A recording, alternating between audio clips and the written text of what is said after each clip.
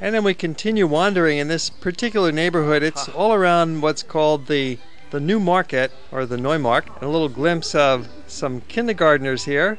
A delightful mix of different ages of the infants and the moms and the teachers taking really careful care of them.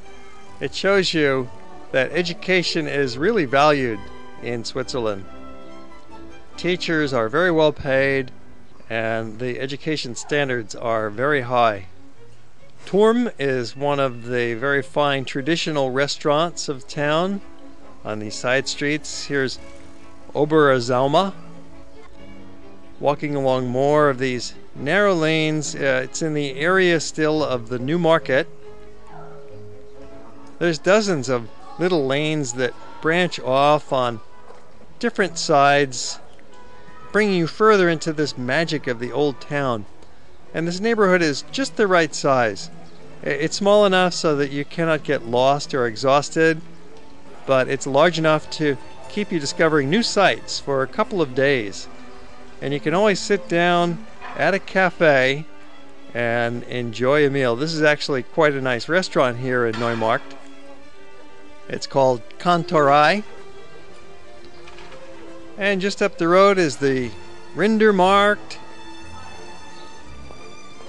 This junction with the Neumarkt is one of the town's most interesting intersections, and this neighborhood dates back to the year 1145. It still has some of the original buildings, especially the famous Grimmen Turm, which is a 12th century Gothic tower you see back there. And then we take a stroll along Predigergasse, which is a very narrow pedestrian street. Of course, still there's no cars allowed here.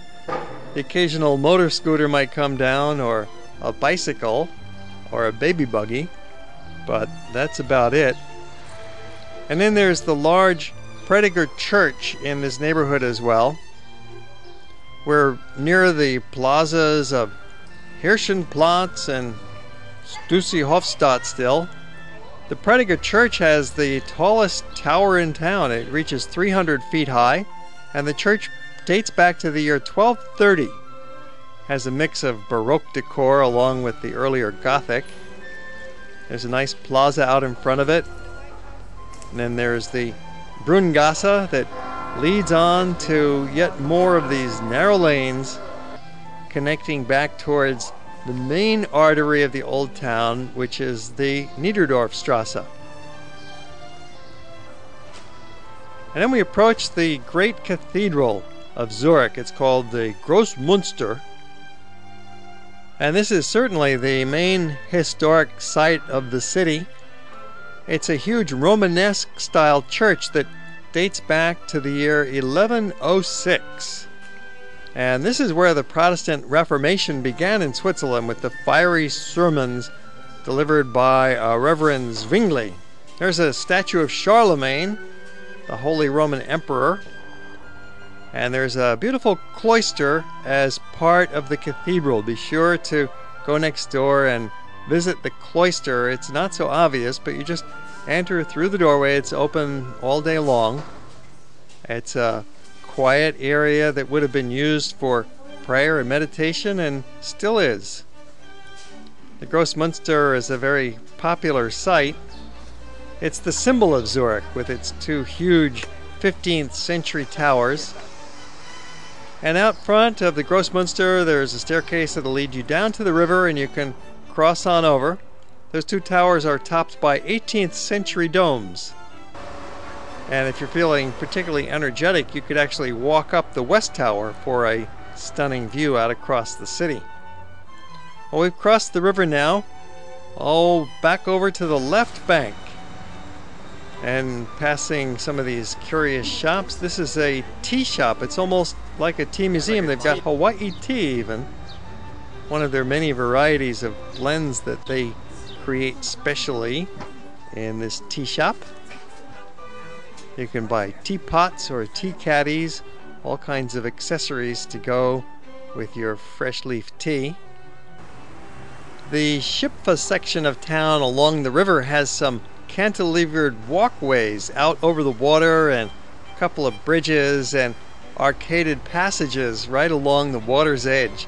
This is some of the oldest part of Zurich, and it's really another great little spot to be walking through. We're going to show you some more nice little neighborhoods here.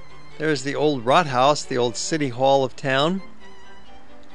Quite a few very elegant buildings. We're in the Fraumunster section of the city now. Fraumunsterstrasse. There's Borsenstrasse, as in the old stock exchange. Some of these buildings have got an Italian Renaissance style about them. You see with this arcaded loggia. There's art galleries, and there's some very important historic sites here. The Stadthaus looks like it's Gothic. It looks very ancient, but it's actually neo-Gothic. It was built back in the late 19th century in the Gothic style. Kind of a reconstruction of an earlier structure that looked just like it. And right next door is the Fraumunster Church. This is a very old Gothic church that dates back to the year 1280. Has a striking pattern of pointed Gothic arches, but the main attraction inside the church is something that's quite modern. It's stained glass windows by Marc Chagall. He did these when he was in his 80s. Primarily a painter. So these stained glass windows date from the late 20th century. There's a huge train station in Zurich, the main Bahnhof. It's like a city in itself.